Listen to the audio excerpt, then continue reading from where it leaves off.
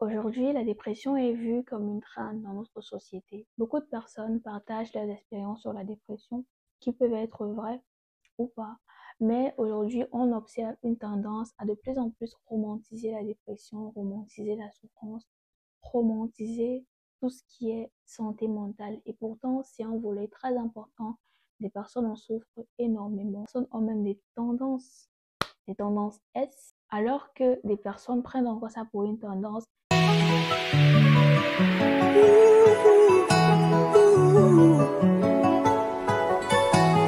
Bonjour à tous, je suis le docteur Michela, médecin et créatrice de contenu. Et aujourd'hui, nous sommes dans le deuxième volet de notre chaîne. Et ici, nous abordons tous les sujets qui permettent d'améliorer la vie des jeunes femmes et des hommes aussi. Comme vous avez vu dans le titre de la vidéo aujourd'hui, on va parler dépression. C'est un problème de santé qui de plus en plus émerge, que ce soit des adultes, que ce soit des adolescents. Même chez l'enfant aujourd'hui, c'est un problème de santé qui tend à de plus en plus prendre de l'ampleur. J'aimerais parler à quelqu'un qui se sent fatigué, qui se sent anxieux, qui a perdu l'appétit, qui a une humeur triste, qui se sent profondément triste, qui ne comprend pas pourquoi il se sent triste, qui se sent déconcentré, qui se sent tout le temps fatigué, qui a tout le temps sommeil. Une personne qui aimait par exemple dessiner et qui a perdu toute envie de dessiner. J'aimerais parler à cette personne-là qui avait envie de danser et qui a perdu toute envie de danser. Une personne-là qui allait à l'école, qui allait au travail et qui aujourd'hui de plus en plus reste seule, reste couchée dans sa chambre, observe une humeur triste, a des pensées noires, à une personne qui les sentiments autour d'elle ne l'affectent plus ou ne l'affectent plus comme avant.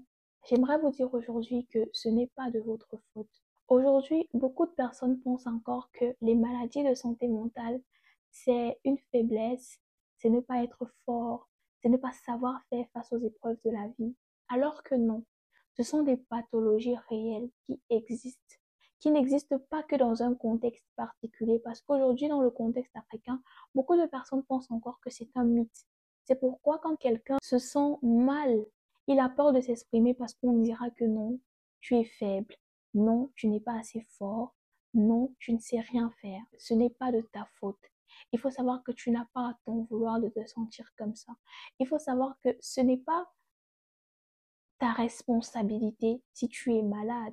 Comme un paludisme, tout comme un accident vasculaire cérébral, la dépression, c'est quelque chose qui existe vraiment. Quelque chose qui prend de plus en plus de l'ampleur et tu n'es pas responsable de ton état de santé. J'aimerais également te dire que ce n'est pas parce que tu n'es pas fort d'esprit.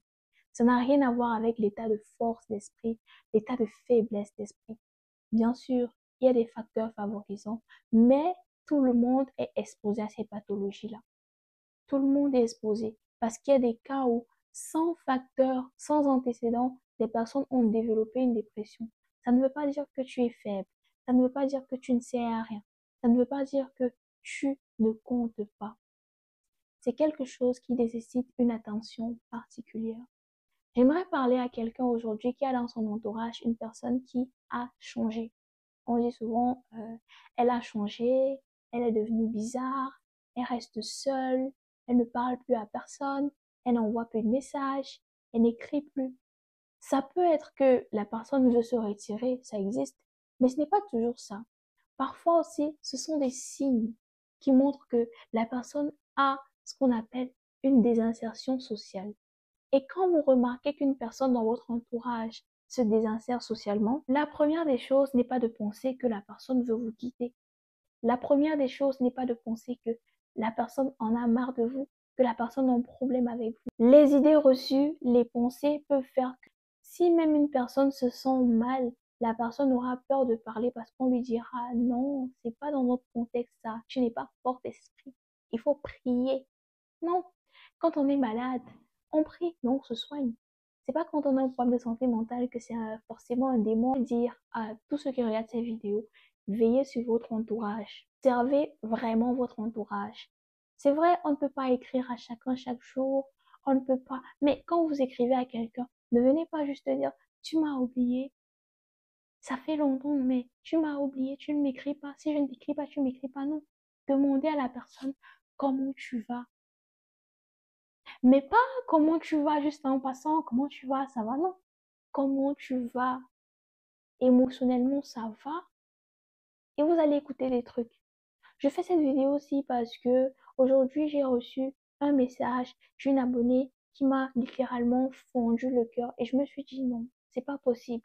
J'ai une chaîne YouTube, j'ai des réseaux, je dois en parler. C'est pas normal. Vous n'êtes pas possédé.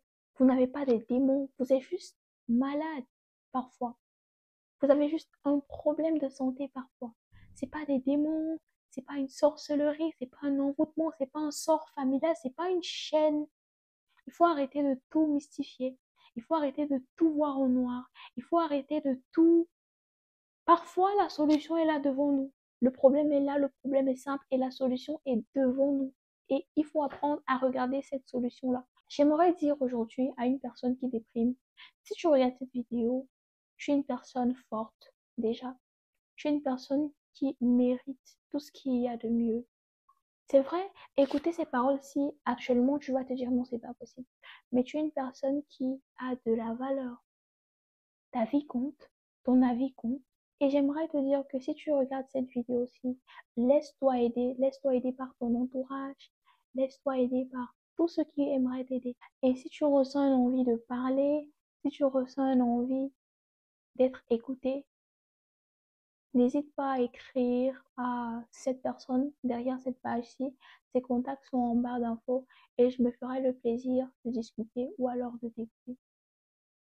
J'espère que cette vidéo-ci aura aidé certains d'entre vous ou alors aura permis que certains d'entre vous aient des pensées plus claires.